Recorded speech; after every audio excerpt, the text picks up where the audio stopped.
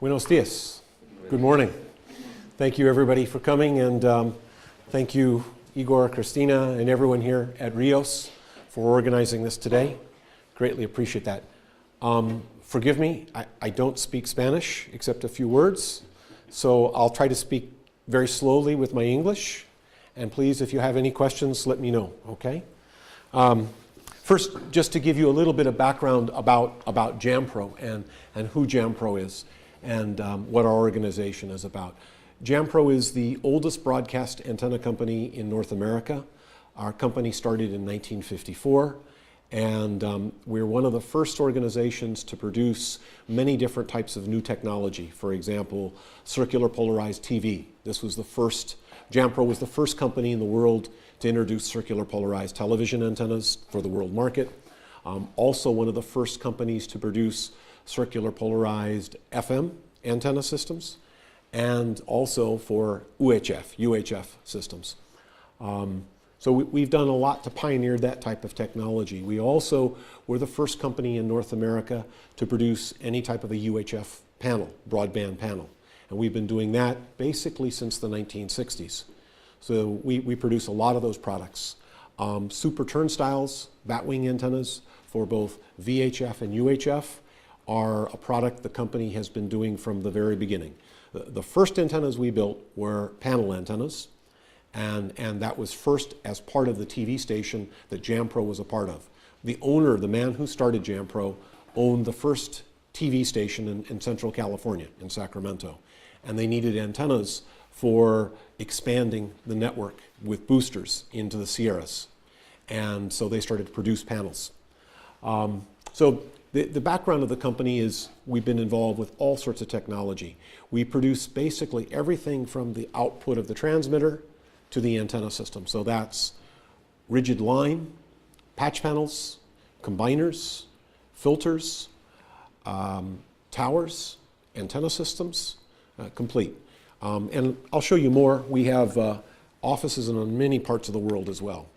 So again, Jampro was basically first created for the purposes of providing cost-effective solutions for broadcast. That was the main concept behind the company.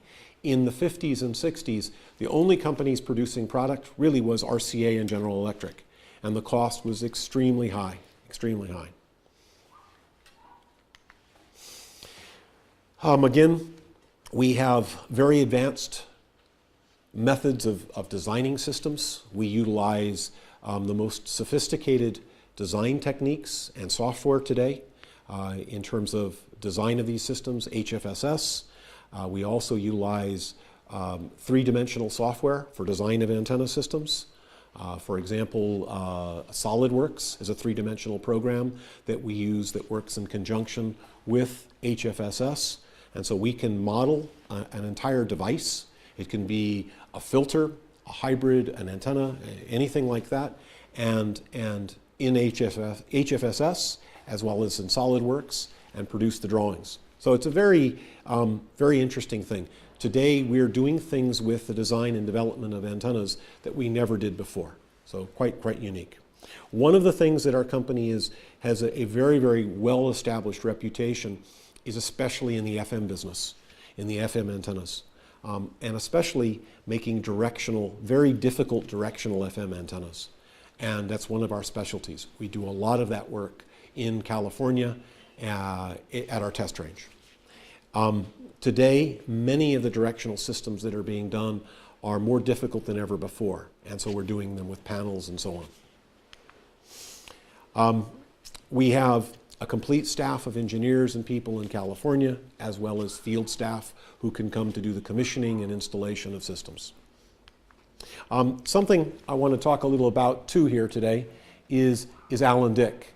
With Jampro being the oldest broadcast antenna company in North America, we 2 years ago purchased a company, in January will be 2 years, we purchased Alan Dick. Alan Dick is based in the UK here, and Alan Dick is an organization that has been basically, was first a tower company in the 60s, and then in the late 60s, early 70s, purchased a company called EMI. EMI, many people might know from the record company, EMI. EMI was the RCA, if you will, of Europe, of the UK. And EMI used to produce antenna systems and filters and combiners. That was sold to Allen Dick, and we, again, purchased Allen Dick. Allen Dick is very, very involved in Europe, especially the Middle East and the African markets, but also in selective markets in Asia. In Singapore, Malaysia, Brunei, and places they do quite a bit, and in Australia as well. And so we purchased that company, and it's added an enormous amount in terms of new designs and new technology to what we're doing. And as you can see, we're based here in California. We have offices in Mexico City. We have Jim Godfrey here, who's based out of Texas, covering Latin America. We have Alfredo Avalos in Mexico City, Sonia del Castillo in Sacramento. And in Sacramento, in the US, we've got several people covering, as well as an office in Thailand. Okay. What I want to talk about today, especially, is analog to digital transition.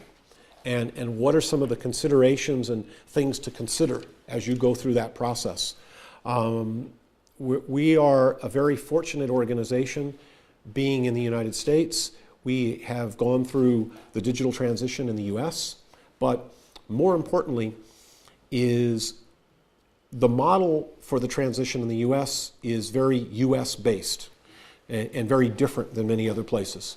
We're fortunate because Jampro, we typically do as an organization about 60 to 80% of our business every year, and this has gone on now for almost 30 years, outside of North America. So we do a very large amount of business in other places, in Asia, all over Asia, Philippines, Vietnam, Thailand, Indonesia, India. These are all countries that we do a significant amount of business. The design of digital systems in those markets is very different than what's been done in the US. And we think that that is very important for us because the US market is not like many places where people are looking to combine multiple systems or multiple channels together. That is changing a little bit. Now it's starting to change. And in places outside of the bigger cities, for example, in New York, Chicago, and places like that, people have been co-located together. But outside of those bigger cities and San Francisco, that's not been normal. No es típico in North America. Most broadcasters have owned their own towers and their own antenna systems. And so for us as an organization, we believe that the concept of combining systems together, being broadband and multiplexing, whether it's FM frequencies or UHF frequencies or even VHF frequencies, we think is very important. And it's where we have been investing a lot of our time and development money in terms of new technology. And that's part of what Allen Dick brings to Jampro as well, is along with that. And I'll show you some of the projects that they've been involved in and the things that they've done and why we think that that's important. The thing that we have found is from our experience, the problems or the issues that broadcasters are being faced with and confronted in Latin America are very similar to everyone all around the world. Everyone is now being asked to add a digital service, and in many cases they're being asked to add the digital service to existing infrastructure, towers, transmitter buildings, etc., that don't have space or capacity.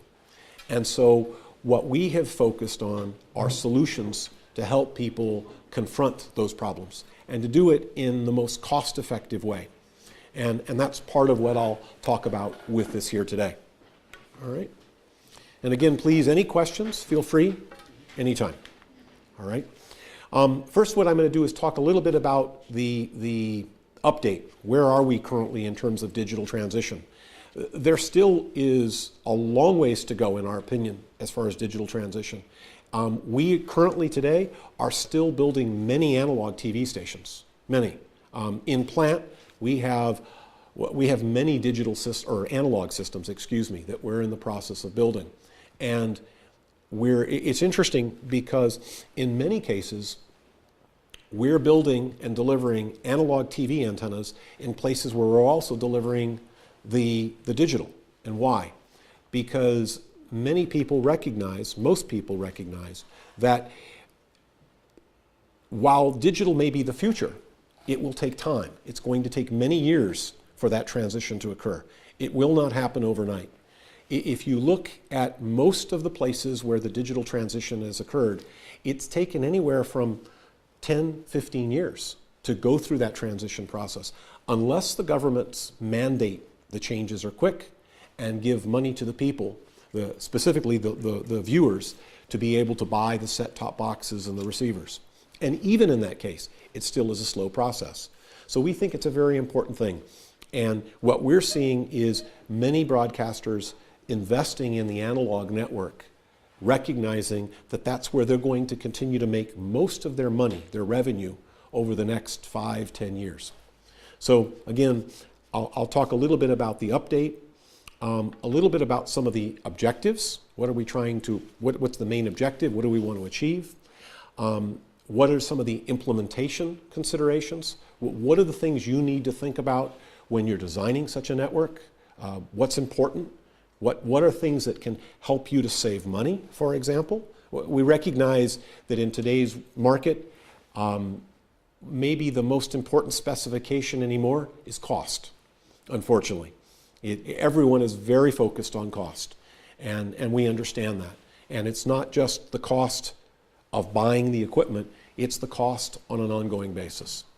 And then I've also got some of the solutions, some of the various ideas and things that we've done, both Jampro as well as Allen Dick. All right. Okay, the update in terms of standards and deployment, and I'll talk a little bit about that. Where we were basically in 2009, and you can see now today, 2013.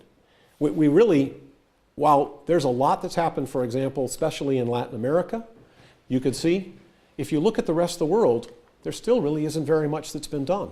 It's still a long ways to go. You know, in the African continent alone, you could see only a few countries. For example, Northwest Africa, Algeria and Egypt have added, but that's about all. So there's still a long ways to go. And even in Eastern Europe, Russia, for example, a long ways to go and a lot to be done. And in many places, a lot of the product and the equipment that's there is very old and aging infrastructure. The standards, I'm sure many of you are very familiar with what they are.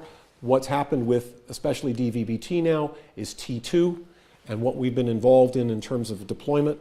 Anywhere where DVB-T has been installed now is is upgrading to T2 networks in particular.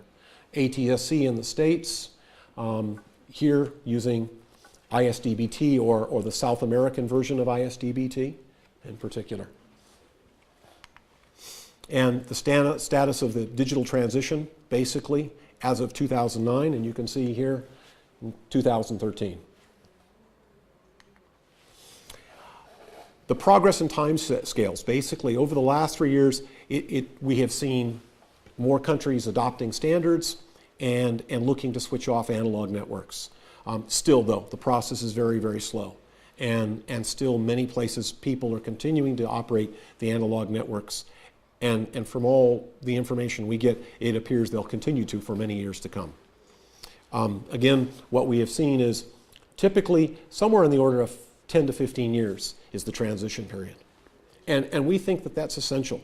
It's important for a network or a broadcaster to be thinking over a long-term period of time how they're going to meet this requirement and what's going to be done. Why is the transition being done? Basically, better use of spectrum, government regulations and sponsorship. Where we have seen things moving the most quickly is especially where the government has stepped in and has offered to sponsor. The addition of future services or additional revenue, data casting, multicasting, HD, interactivity, etc. Markets. We think that one of the things that a network needs to be really thinking in terms of is addressing the audience. Who is the audience? Where is the audience? Is the audience only going to be in households? Is it going to be handheld devices, which more and more we know that that's becoming a very important part of what many networks and people are considering, or both. And we think that that's an essential part of designing a network. The manner in which we design networks in the past is changing. And that's not something that especially management and ownership of networks understands and appreciates. In years past, we built a big site, a big antenna, a big tower, a big transmitter, and we tried to cover as much of the market as we can. That still, as a primary coverage, is much the model that we're following, but it's being developed much further now to look at putting gap fillers and how to better serve the people that you want to target. And that requires an immense amount more engineering and design time from the beginning. It's not something that you can always do as easily later. All right. Different audiences, different expectations. What are they? What are you trying to achieve? And from an audience perspective, what do we want to maintain? And if you look at that cost and quality, I think those are two real important aspects of that, and choice. Again, different devices, different technical importance. Is it high definition? Is it standard definition, et cetera? Those are very important parts of this. And then different requirements. Different signal strengths, different coverage, and different polarizations. We think that those are things to be considering as part of the variables in looking at where the devices are going to be. And also, how is a market evolving? How is it changing? Is it growing? Is there going to be areas where you expect in 5 years, 10 years from today, there will be people living that don't live there today? And how do you serve them? That's important. One thing I have seen a lot of is initial analog or digital systems being installed when there's very, very few receivers. And when that's done, it's typically the station owner, the station manager, maybe the engineering group, the programming people, a few people with receivers. They're looking for the station. They're looking for the channel. Maybe they even have outdoor antennas for that. The problem is when all of a sudden many people start to buy the receivers, which you see happening now with the new LEDs and plasma screen televisions, and people don't have outdoor antennas. And all of a sudden they can't watch a station or receive a signal. And that becomes more difficult. So the training of the audience is an important part of this too. It's something that is really essential, especially if people are not utilizing cable networks or satellite. And we're seeing in many places where that is the new trend. Less and less cable, less and less satellite, direct-to-home satellite. All right? This is one of the things, this is a slide, this is actually from the ITU. And one of the things that ITU is trying to do is not only establish standards, but they've also been trying to assist people to better understand what are the signal levels that are necessary for effective coverage and receiving of a signal. And if you look at this, this is DVB-T, not T2, but just a standard DVB-T. I understand here your ISDBT, but bear in mind the signal, the levels are relative. They're similar, all right? If you look at this, and basically what you're looking at, for VHF, we're looking at 200 megahertz. UHF, they looked at 650 megahertz. And where analog we consider 50-50, in digital, we're looking at 95% probability, 99% for mobile reception. And what they looked at here was a fixed receive antenna on top of a room or a building, 10 meters above ground. And you're looking at a receive antenna of 7 dB, a UHF antenna of 11. You need the minimum reference field strength at 10 meters is 50 dBu for VHF and 56 for UHF. All right? Why is that important? The next slides will help better to understand that. Is now think about in terms of outdoor reception. If now all of a sudden with outdoor reception, we're thinking about a minimum receive level on VHF using a handset or a car, minus 2 dB, 0 dB on the UHF, and we go from 10 meters to 1.5 meters. It means that basically we've gone from the 50 dB or 56 dBu to somewhere on the order of 55 to 61 dBu signal strength to get the equivalent signal. All right? Now, make it more complicated, is think about in terms of indoor reception. Now all of a sudden we've taken the handset and put it inside of a building. And to get the same quality of service, you need to have 71 dBu. Significant. It's very significant. We went from basically 56 to 71 to get the same level of signal. This point out also more signal strength inside. Well, the idea is to have the same signal strength, essentially, yeah, or comparable signal strength. And what I'll also talk about here as well is the handset, the use of the handset, or for that matter, a tablet. It can be a tablet because we're all going that way, it seems, more and more. So I think this is an important part of the design of a network as well, is consider that maybe today, initially, you might be considering that you want to put on a temporary or a provisionary digital system to introduce the signal, introduce the programming, start to develop the viewership. But over a period of time, you're going to need to be able to go from something like this to something like this in terms of signal strength. Now, how you achieve that, every group can do that differently.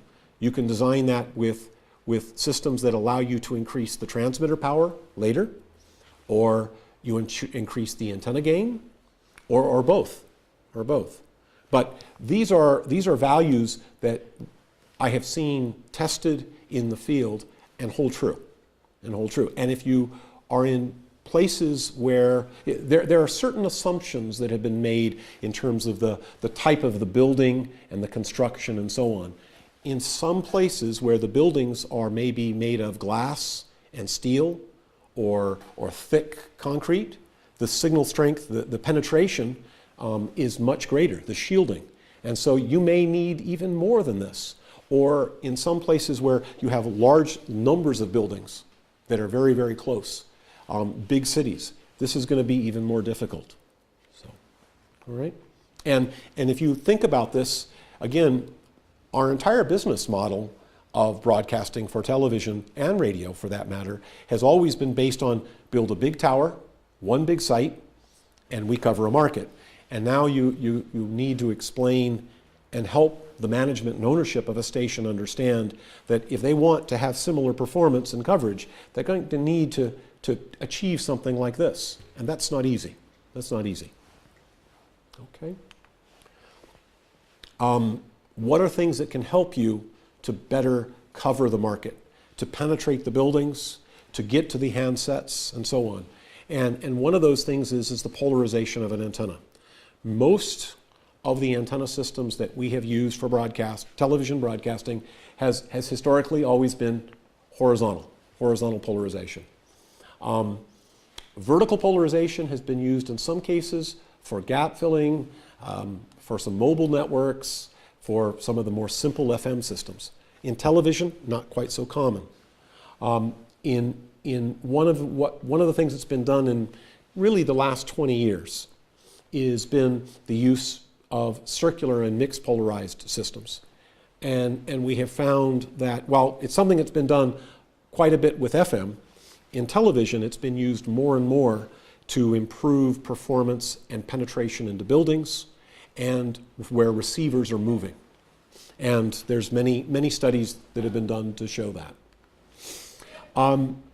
This is a slide that is something I received. I was part of a presentation that was done. Maybe some of you are familiar with a company called Qualcomm or MediaFlow. They created a network in the US basically to prove that the use of video over a cellular mobile network wasn't practical and wouldn't work. Their premise was that a cellular mobile network, the backbone for a cellular mobile network, could not handle the data from point to multi-point, where you have many, many people wanting to receive many different types of streaming video. And they believed and proved that it would be very difficult to accomplish. When the iPhone first was introduced in the United States, and within 6 weeks in New York, they shut the network down, the 3G network. Just people, and there was no video at the time to speak of, it was just data. Data people from different forms of the internet and email and texting and so on, shut the network down. They did some very extensive studies when they Qualcomm created some very extensive studies, probably more than I believe any other broadcaster I've ever seen has done or group, to show what would help to provide the most effective coverage in a marketplace. And part of that was they also analyzed the performance of handsets. They looked at handsets to see how did a handset work? What was important for a handset to be able to receive it? And one of the things that the mobile industry looks at that's very, very different than we look at from a broadcast perspective is service reliability, all right? They want to see effectively 98% service reliability. So that means 98% of the calls that a handset receives are there. They can hear the call, they can speak to the person, etc. And this basically, what this is supposed to show is demonstrate what are the areas that are key to that, and what's essential in doing this, is basically the success of a mobile network depends on service reliability, spatial immunity, or orientation and location of the handset, or for that matter, tablet, screen, the high probability of a signal being there, and then the signal-to-noise ratio, all right? Much the same, very same things that we talk about when we're talking about for digital TV. So the same things, really. Service reliability. What's important and what can have an effect and an impact on service reliability is the polarization of the antenna system, the transmission, whether it's horizontal, vertical, or circular/elliptical polarization. And part of what Qualcomm did was they engaged in several months of very involved study and evaluation in labs and in practice on what worked, what gave them the results that they were achieving or wanting to achieve, and what were the results in different environments of these different types of systems, whether it's horizontal, vertical, and circular, and what were the conditions that they saw. And that was a real important thing. And one of the things they talked about in their presentations, again, was limitations on the handsets. What's basically the same limitation that, not just for a handset, and in the case of broadcast now, we're talking, it could be a receiver in a home, it can be a tablet, it could be any device, quite frankly, or even maybe perhaps a laptop. And one of the things they did was they did analysis on utilizing HFSS. And HFSS helps to model any kind of an RF device. And what this shows is how does the device work? How does it receive signal? How does it operate? And basically what you're looking at is you can see the direction of polarization, both in a VHF and a UHF application. And what a handset does. How does it operate? How does it receive a signal? And what makes it sensitive and acting like a dipole? What they found, and this is the results essentially, in a very heavily scattered environment. They simulated basically what would amount to a city with large buildings And they did testing of horizontal polarization, vertical, and circular. And what they looked at was, they were looking at is probability of service in those environments with the different modes of transmission. And what they found was that the probability of service improved drastically when they used circular polarization over vertical or horizontal. Circular over vertical was 4.9 dB better, and over horizontal, 3.9. So CP, they found, improved the service reliability significantly. Then what they did was they also looked at, they said, okay, we know that circular polarization will help, some form of a circular signal. Now, does it mean that we need to have 50-50? So 50% horizontal and 50% vertical? Or can we use some mix? And what they studied was that. And they found that the optimum that in this particular environment where they did the testing, 33% vertical component, they found a significant, more than, you can see, what is it, the margin of improvement in dB was more than, nearly 5.5 dB. It was very, very significant. Now, this doesn't mean that in all environments it's going to be improved, but we think that it's good to reason that in most environments where we have at least 33% or 30% vertical, you're going to see some significant improvement. And our tests have shown that. So basically what we can conclude from this is 4 dB margin of improvement with somewhere between 20 to 50% vertical component. All right. Something important about this too, utilizing 30% or approximately 30% vertical as opposed to 50-50. If you have full CP, it means that you have reduced the gain of the antenna by approximately 3 dB. So if your desire is to have a given requirement, meet a given requirement in terms of ERP, effective radiated power, say 1 megawatt, just as a number, then it means that to achieve this, you're going to need a bigger transmitter, a bigger antenna, or both. All right?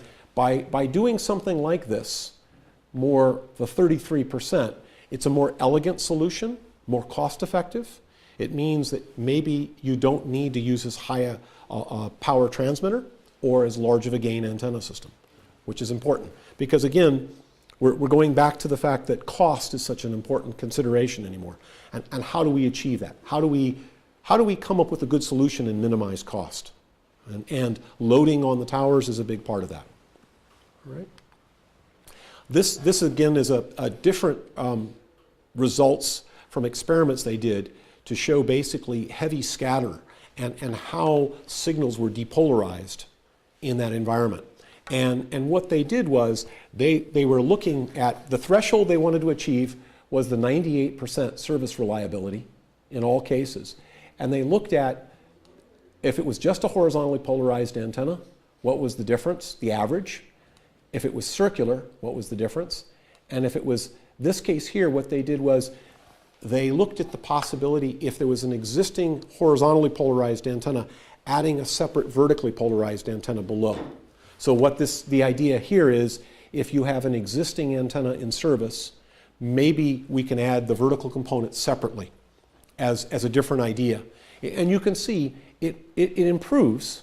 It's better than horizontal only, but it's still not as good as a full CP where you have both the horizontal and vertically polarized signals coming from the same center, same point. All right.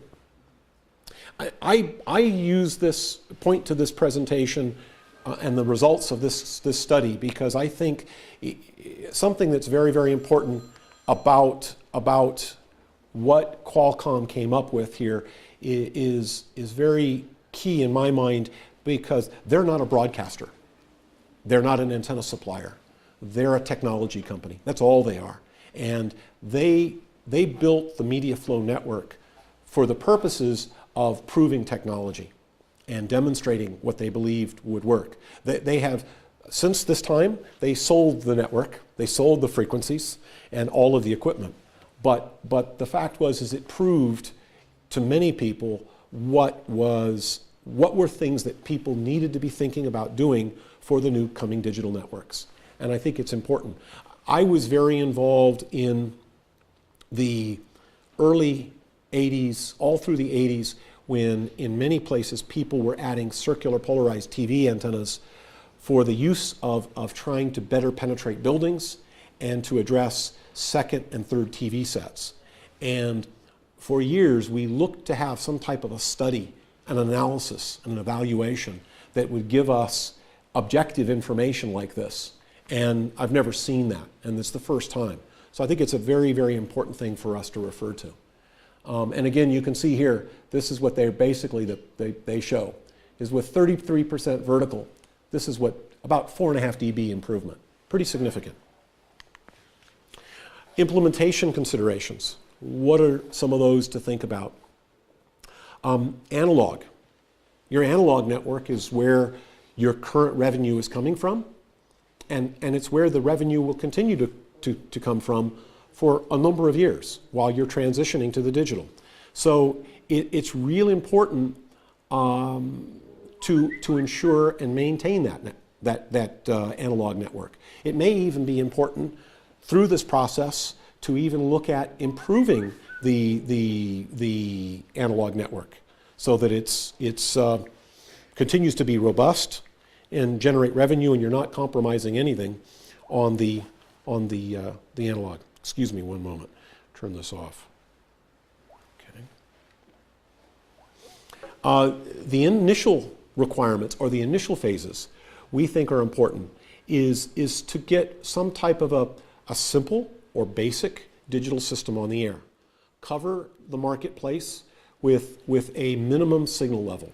And in some countries, in some places, minimum values have been agreed upon between the regulators and the broadcasters. And we've seen various different levels that have been agreed upon. But we think that that's essential. And maybe is a good way to at least get the digital service in service and on the air. The next thing is the medium term.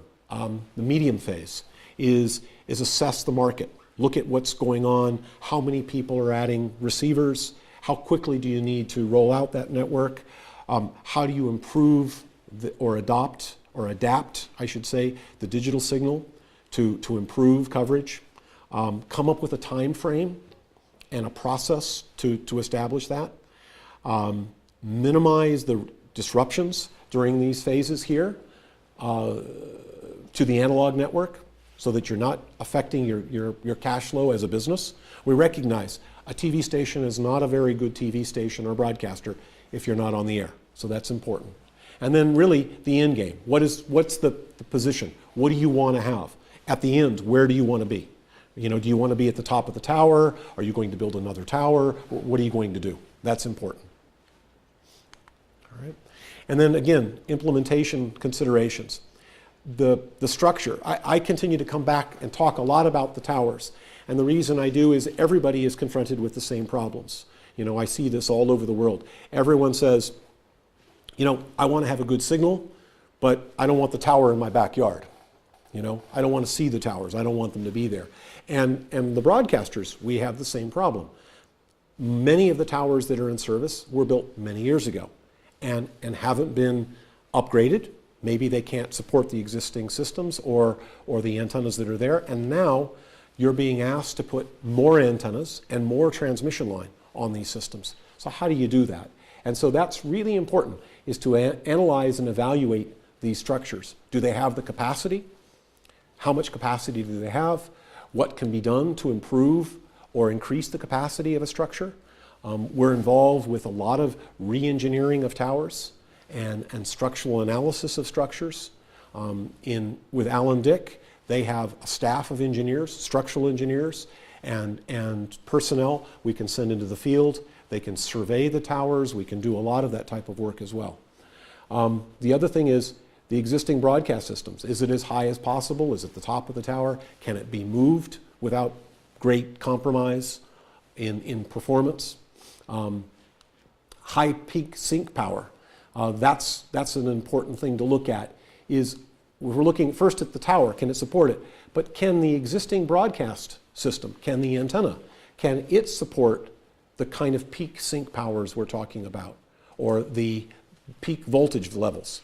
What's different in designing antennas for analog versus digital is in digital systems, especially where we're multiplexing, we have to design for peak voltage.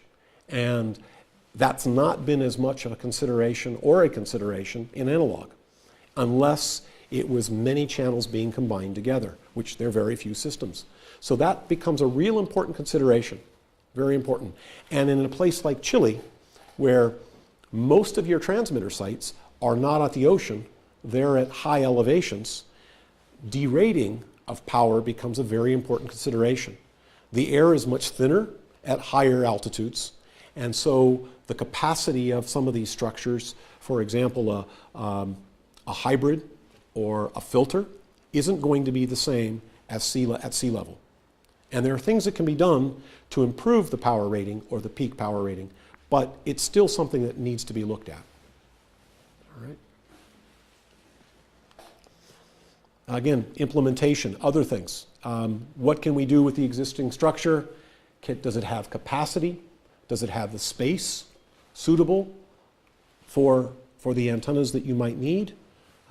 If it doesn't, what can be done?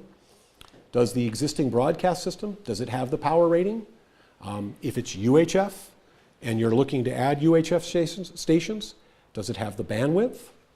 Is it digital ready? And what does that mean, is it digital ready? Does it have the peak voltage levels that I was talking about? Can it handle that? Or is it not designed for that type of system? Is it possible to combine?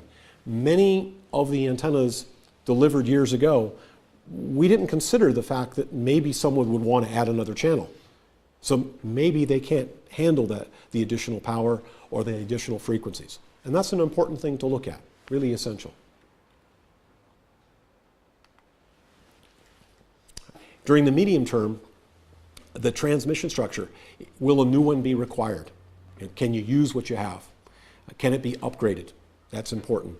You know, once you've gotten past that initial phase where you've put a digital signal on the air, you're starting to develop some viewership, what else can you do? You know, how do we improve that? What's the next phase, essentially? Will a new digital system be required due to the changes in plans? You know, how do you do that? And when we say digital system, we're talking about the entire system. That means antenna, transmission line, maybe a combiner, maybe filters, etc. All of those things. Does the existing system have the power rating? Essentially, many of the things I just mentioned, but at different phases, they become more important. As we get closer to the final phase of only having a permanent digital system on the air, these things will become more and more important and more critical for you to evaluate. And then the end game, when we finally are there and it's going to be close to where we're looking at being prepared to turn the analog off. What do we need to do? Is it a temporary location or is it shared? Are we going to have both the analog and digital in one place during these final transition periods, months or years? Or are they separate? Are they different towers? We've seen that done, where people will put up on a temporary basis a second structure, put a digital system there, and then later the analog will come down after 5 years or when the digital process is complete. You generally don't get the cities and the governments too interested in seeing additional towers being installed unless there's some sort of a compromiso, with respect to this. And if you're asking only to build a new tower and never to take the old ones down, that's difficult. But in some cases, one of the things that's not understood, and this is something I think that we have to convince and educate the cities on and the people there, is that when we're working on existing towers, it's dangerous. If we're talking about reinforcing a tower, that can be a very dangerous proposition. And trying to maintain the service of broadcasting. It's not an easy thing. So how do we do that? How is it possible to keep the analog services operational, stay at full ERP, and safely redesign or rebuild a tower while on the air? It's not an easy thing to do. Sometimes it's not possible. And so sometimes the only way really to achieve this is to build a new tower. And and show to the people there locally, the municipal people, the government, that if we don't do this, there's going to be problems trying to accomplish this. Much more expensive, much more difficult. So that's an important thing to look at, and we're seeing that a lot. The other thing I think important on that too is qualified people. In places where digital is being rolled out, we're finding the more complex the antenna system or the system is, or the tower to deal with, the more difficult it is finding qualified people to do the work. And that's not easy. That's very, very difficult. And really globally, there are people who will climb towers that work on cellular mobile systems, but there aren't so many people who understand broadcast. And the people that do cellular mobile work, we find most often when there's problems with an installation, it's because the wrong people were given the job to do the project. They're not qualified, they don't have the experience, and they don't understand what's important. And they make mistakes, basically. So in terms of the broadcast system, again, on the final stage, is it a temporary? Is it going to be shared? Is it a final? And then on the broadcast system, is the digital now in the best position? Is it at perhaps the top of the tower or somewhere else in the tower that is the best? Does it cover everywhere where you need? Or do you need to improve it later? Will additional digital services be added? In other words, will more channels be added to the system? That's important. Is it possible to combine or add more? And then some of the solutions. What are some of the solutions that we can offer for these types of things in terms of antenna systems? In terms of antennas, there are basically a few different options. One of them is panels, broadband panels. They can be horizontally polarized, vertically polarized, circular polarized, elliptically polarized. There's a lot of different combinations, and they can be broadband. There's no question. The panel antennas are typically the most broadband solution, but it is also the antenna that has the most parts. It also has the most weight and wind load. So it depends on what's important and what do you have. Do you have capacity in the structure for this type of an antenna, a panel, or don't you? If you don't have the capacity, that becomes much more difficult to install this. Slot antennas. We're making single channel antennas, slot antennas, and broadband slots. And we've produced broadband slot antennas now with as much as 160 megahertz of bandwidth.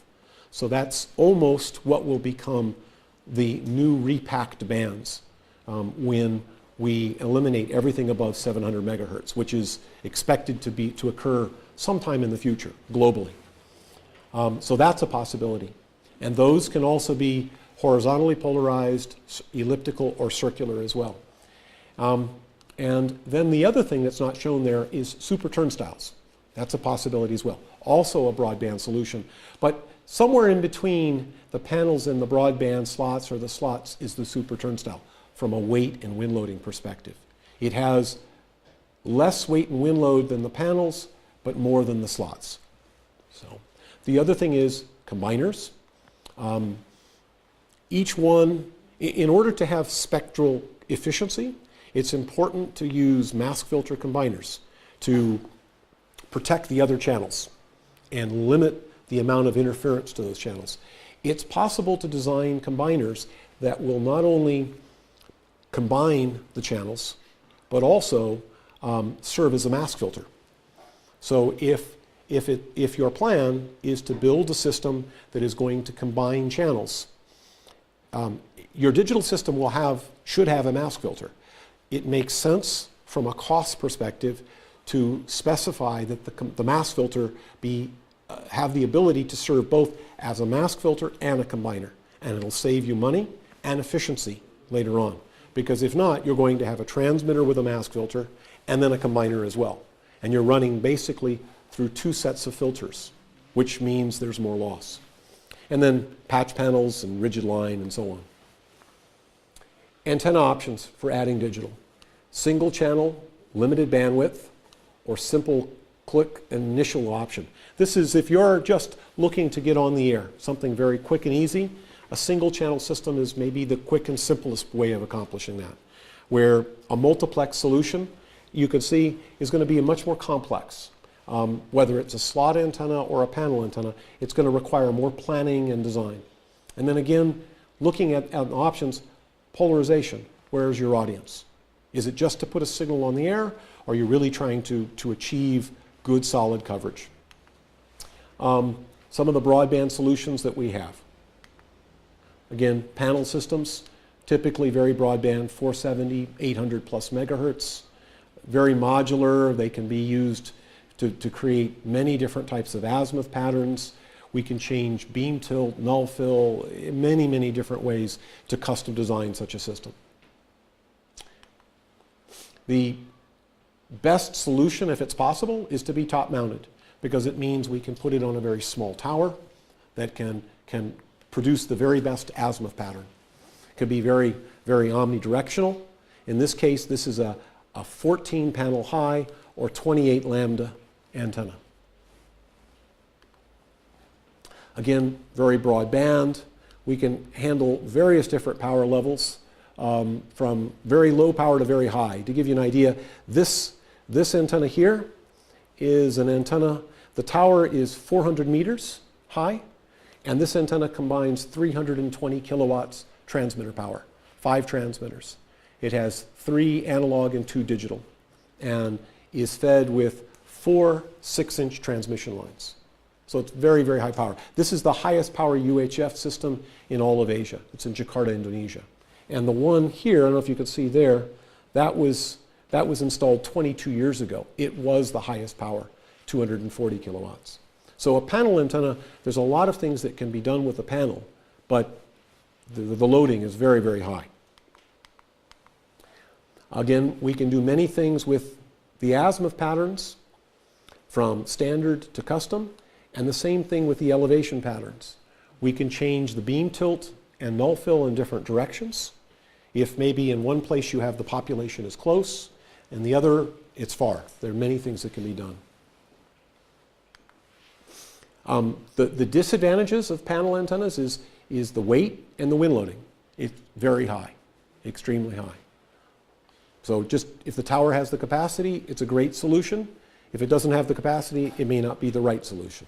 The installations are rather complex and take more time and need proper planning. There are many panels and many components in the mounting. And you can see this is adding attachment of a spine, the section here, to the top of the tower. The tower had to be reinforced in this case. This is the top section to be able to support the antenna. And you can see all of the feed system has to be installed inside, and great care needs to be taken in designing this as well. Large splitters and many, many cables and so on. And you can see as well, this is the same system. Many different types of standard patterns can be used.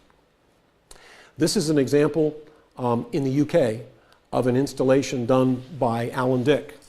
And this is a place called Craigkelly, Scotland.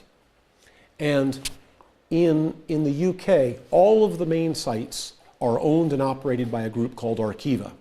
They have 5,000, 4,000 sites, something like this. But primary broadcast sites, there's about 400.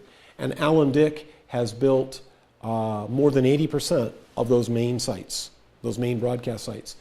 The requirement in the UK, like that you can see here, by the BBC, was the BBC and the other private broadcasters who all broadcast from these sites, was that, number one, they needed to be able to maintain full ERP while the people climbed through the antenna to work on the main and replace it, because this main antenna initially was only designed for analog, and they had to replace that. And while this was being replaced, the standby was first installed. The standby had to support all of the analog service and the digital service together, and at full ERP. So that's why they designed antennas like this, so that they would maintain the same service area. It was very important, because these projects, typically to do something like this, to replace the main antenna and to do the work on the tower took many months. And the work had to be done during the day.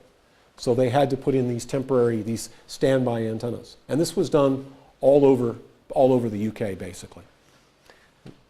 So you can see it can be a very involved process if the only solution is to use a panel antenna, for example, as they did there. And this right here, you can see this antenna here is 6 high, 18 around. It had 18 panels, 6 channels of 3 kilowatts each, approximately, in this location. This is another location that was done in the UK. And you could see same thing again as well with panels around. And this is, I believe, is 18 or 16 around. And the same type of requirement, that you could climb through this, go to the top of the tower at full ERP. This is a 5 around, 12 high panel antenna. And it had 7 channels. And you can see there's FM systems on the tower as well. This is an example, drawings of that system there.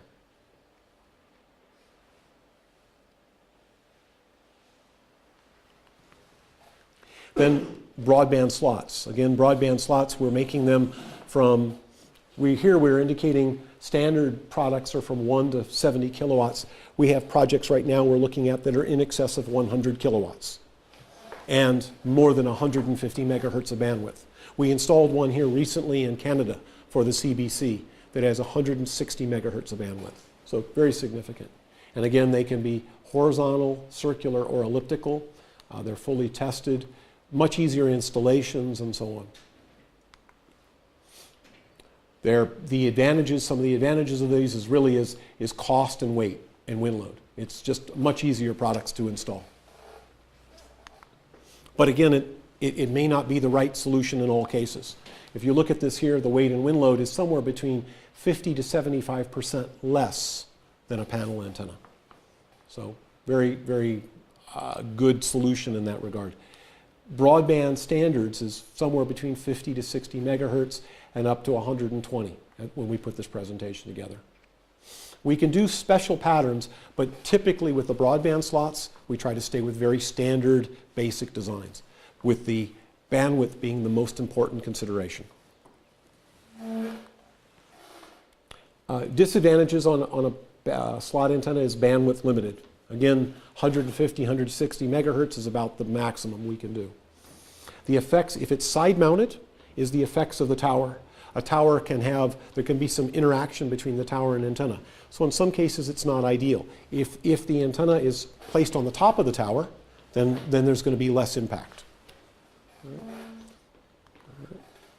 The purpose of this is to try to give you an idea of small aperture, low gain, less distance versus a higher aperture, larger gain, greater distance. So if you look at this right here basically is to represent a 4-level panel antenna, or basically 8 lambda, 8 wavelengths. And the pattern is going to be much more broad in that case. With a higher gain, higher aperture slot antenna, or antenna of any kind, quite frankly, you're going to have a larger aperture, higher gain, and greater distance.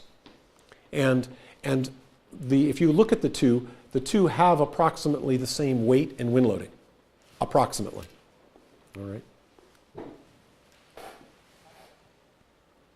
But the important factor here is the different gain. That's the key. Is in this case here, the gain is much lower. Here, the gain is much higher. So if gain is important, that's one of the other advantages of the slot. And again, some of the standard patterns.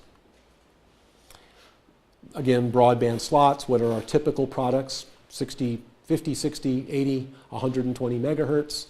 Typical product is somewhere between 8 and 16 wavelengths, but we're going as high as 32. This is a VSWR plot of one of our broadband slots. And you can see this is 100, represents 120 megahertz. And that's 1.09 right there. And this is 1.1 here.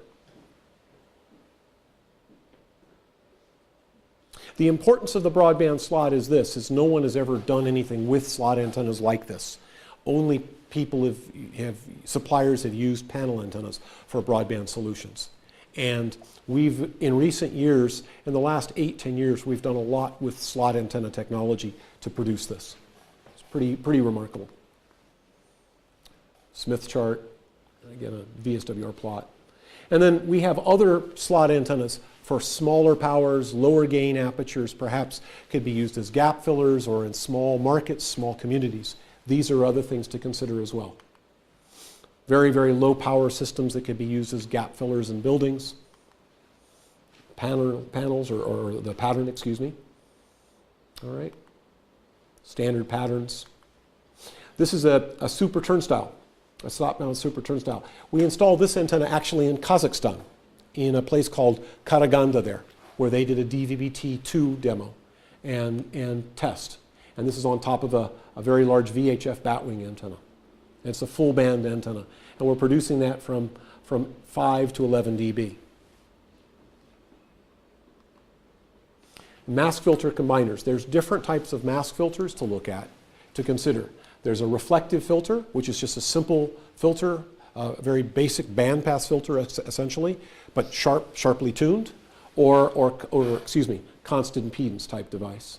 And the constant impedance device is a bit more common for especially some of the solid state transmitters that are being used. But it depends on power level, and it depends on the transmitter manufacturer. So it's important to consult with the transmitter manufacturer to determine what type of filtering they require or would like.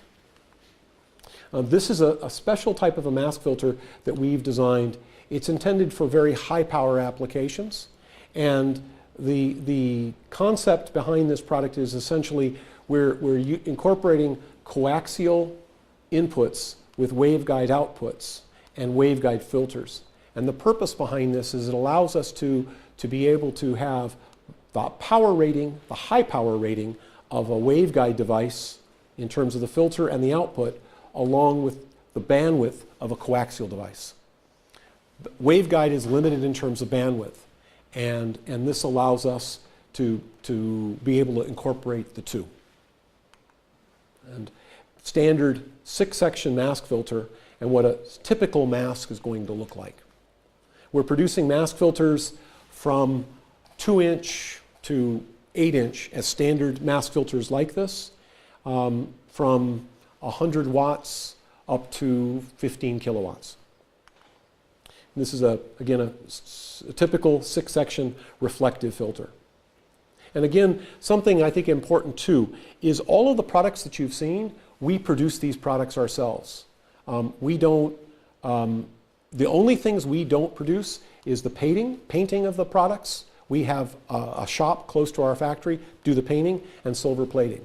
And today, why is it important? Because if you look at most of the manufacturers, they don't manufacture, they do assembly work only. And we think that that's important. It allows us to have more control over cost, more control over quality, and more control over time, delivery. And this is, again, mask filter combiner as well. Star point style. This is a tunable mask filter. We delivered many of these in Vietnam and in other markets. And it's completely field tunable type of a mask filter. Patch panels, antenna switch frames for upper half, lower half. Same type of concept, but an integrated solution. And for gap filling, we've been working with some of the transmitter companies to allow them to have basically 5+1 transmitters, and in the racks below would be combiners. And you can see here, this is essentially the combiner. It's a combiner mask filter in this case. All right. Any questions?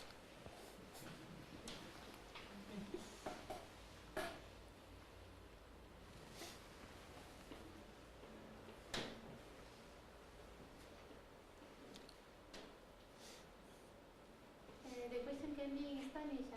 Sí, yeah, please. The get asked to translate. Si tienen alguna pregunta en español para que Igor nos pueda ayudar a traducir.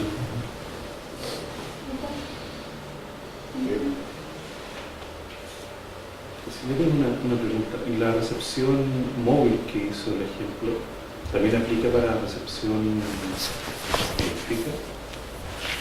The mobile reception example, Mhm. the same for the fixed reception? You mean, let me see. Let's see here. No, what happened there? Okay. Let's see. When you say mobile reception, you're talking about Cellular. the cellular.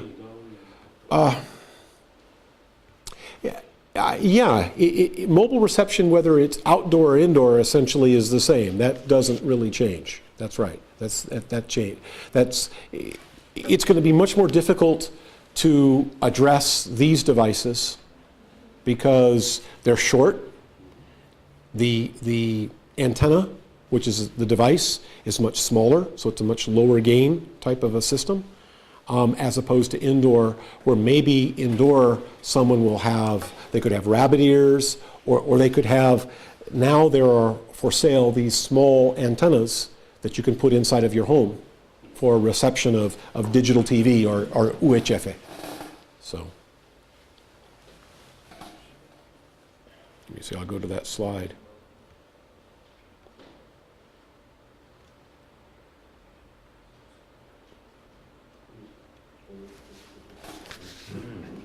Were you talking about like this here in particular, or maybe here? Before. This, yeah. Yeah. You could see here, this is the receive antenna gain with a mobile device outdoors, and this is a mobile device indoors, essentially. And you can see, what do they show? The VHF, we're looking at, to inside, to have good signal, 63 dBu inside the building. To get 63 dBu in the building, allow for building penetration, a standard building, we need to have 71 dBu at 1.5 meters or 88 dBu at 10 meters. Okay? Because from 10 to 1.5, you lose this, and then to go inside the building. You could see there 63, so what is that? 8 dBu, effectively, is what's lost going through the building. And I've seen numbers that are around 10, so that's probably makes sense. Makes sense. So to have effective indoor reception, you need to have more mass than 60 dBu signal inside of a building with UHF.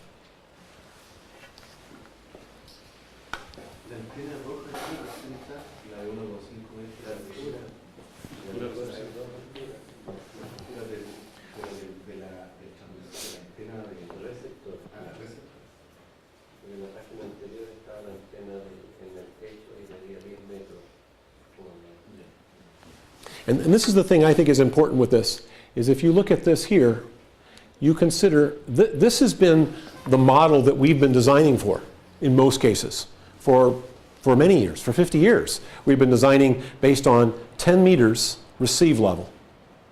And now we need to be thinking to go from this to this or to this. And that's a big difference. That's a big difference. You know, you're talking 56 versus 88. That's a big difference. 20 dB mass, 20 dB. So how to accomplish that is not something that's easy.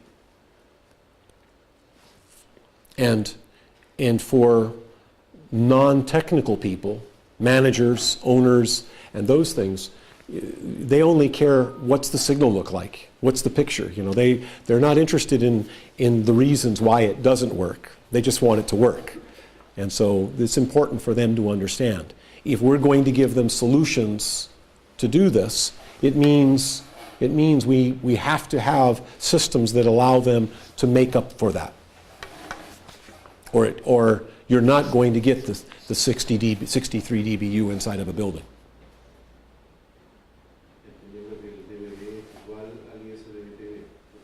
And these slides are from the ITU. This is not, I didn't make these slides, or Jampro didn't make these slides. These came directly from the ITU. And you can see, if you want, right there, the ITU Regional Radio Communication Conference in Geneva. All right? So it's all based on their research and their development.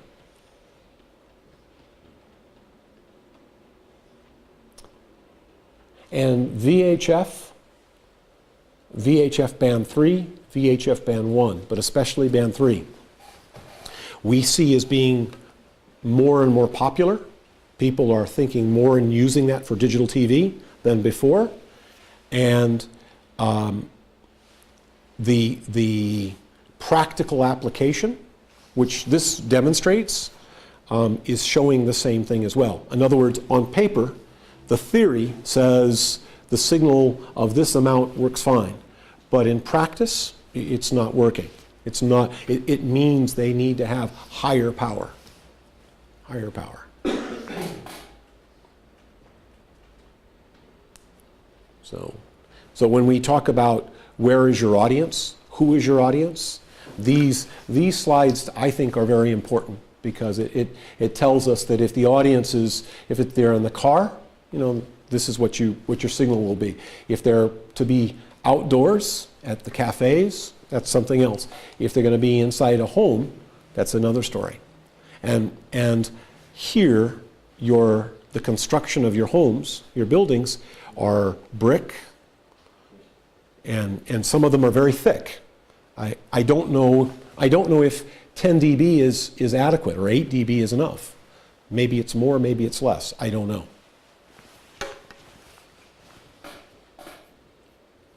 We have a solid construction because the seismical. Yeah, see, right, sure. So we have any Steel, yeah, in the walls, right. So it's more shielding, basically, yeah, that's right. Yeah, that's important. That's very important to see. And these are not things that maybe everyone is considering or taking into account. And I've seen that as well. I've seen situations where, like I said earlier, people installed digital systems and they were extremely happy. They said, oh, fantastic. And then 5 years later, they said, we don't think it works the same. And I said, well, nothing's different. It's the same transmitter power, same tower, same antenna. What's different? Well, what's different? There's more receivers.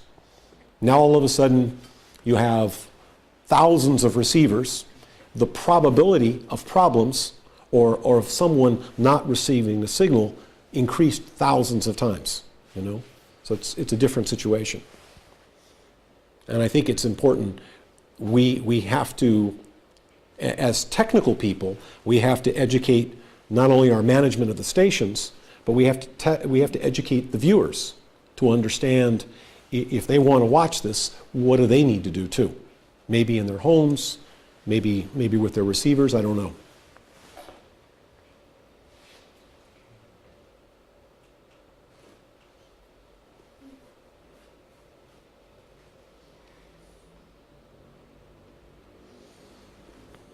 ¿Cuál es la vida media de una antena de solar? In a slot, ¿Cuánto podemos esperar que the median time of a slot antenna, To manufacture? no, not to manufacture, de funcionamiento? of a working, like medium life. 20 years? 30 years? This is Same normal. It's normal. Yeah, typical. We have many systems that have been in service 30, 40, 50 years, a long time. It depends, really. It depends on the location, the environment, the conditions, and it depends on you. If you take care of the equipment, you maintain the equipment, it makes a difference. But I know we have systems in places, in markets, that are very, very difficult. For example, in the Philippines. The Philippines have typhoons, hurricanes, every month, all the time. That more than 50% of the hurricanes in the world are in the Philippines every year. And incredible, 200-kilometer-an-hour winds, 300-kilometer-an-hour winds, unbelievable. And the rain and the moisture and the humidity, it never stops.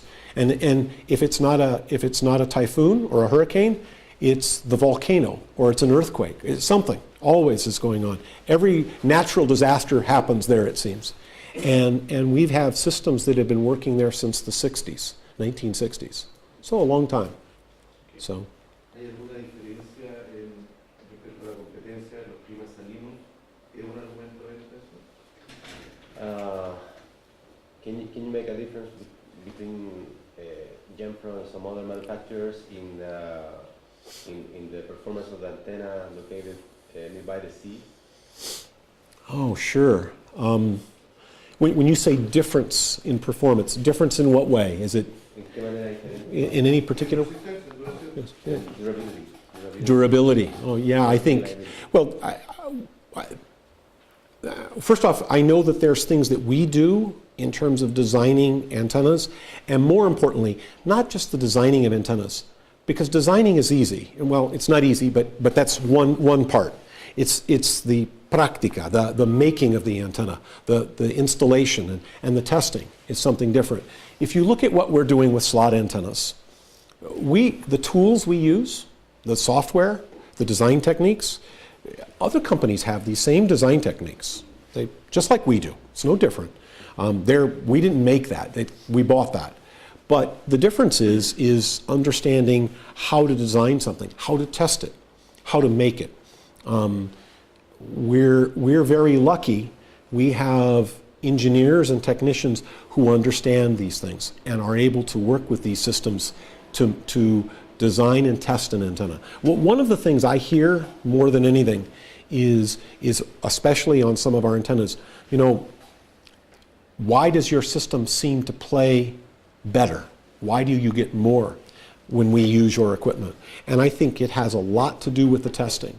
The type of testing that we do, either of the complete system or of parts of the system that our competition does not do. And I think that's an important thing. I think it's a very important thing. And I think it's what makes us different than them. And I think that's very important. That's really key. And the durability is, again, I think it has a lot to do with the fact we also have our own staff, our own crews installing antenna systems in many, many parts of the world. So one of the things we're doing when we design something, we're making it for ourselves, not just for you. Okay, we make it for us because we're going to install it. And so it's important. We get feedback from our crews. They go to install the equipment and they say, that was not good. Why did you do that? I didn't like that. That doesn't work. It's better if you do this, this, and this. So we're always trying to improve the products and trying to make it better for the people to install them. That's important. One thing I think is something, antennas are different than filters or transmitters or any of these other types of equipment. We make an antenna, we test the antenna, we put it in a crate or in a container and we ship it wherever. If our staff isn't there to install it, the crew, someone else has to install this equipment. And it's on top of a tower. Now, most of our customers don't climb the towers. Almost, I would say 99.9% of the time, the customers don't climb the towers. So they have to depend on the local people or the crew, who is the riggers, who are going to install this equipment. They have no idea what's been done on the tower. No idea, many times. So we have to depend on the local people who are going to do the installation, that they're going to do a good job. And if we make it more difficult for them to do a good job, the installation maybe isn't so good. So it's important for us. We have to try to make that process better for them. And that's part of what we're trying to accomplish. That's key. That's an important thing. So. Igor, la misma antena sirve, los mismos componentes, digamos, de la antena son para lo que es televisión abierta o para dispositivos móviles o televisores o dispositivos móviles. Components of antenna system are the same either for terrestrial television or mobile cellular. No, the cellular mobile products, no, are significantly different than typically for broadcast. And the reason is cellular mobile products typically have a somewhere between 5 to 7 year lifespan, maybe less. It's, you know, they're replacing cellular mobile systems. I don't know about Chile, but I know in many parts of the world they're being tested 2 times, 3 times, 4 times a year to prove that they're working well. Intermodulation products are low, and they're going to be replaced every 3, 5, 6, 7 years. They're going to be something new. And if you look at the cost of the it's much less. You know, a cellular mobile product. Alan Dick, I should explain. Alan Dick also makes cellular mobile products in Asia. And the cellular mobile products they make, a typical panel, UHF panel, is about $350. You know, it's not a lot of money. It's pretty cheap because they make thousands, you know. They make just thousands at a time, and a lot. So it's a very different type of product. Very, very different. All right. Yeah. It's mass produced, you know, a mass produced product. Okay. Gracias. Thank you very much. Thank you. Thank you. Very time.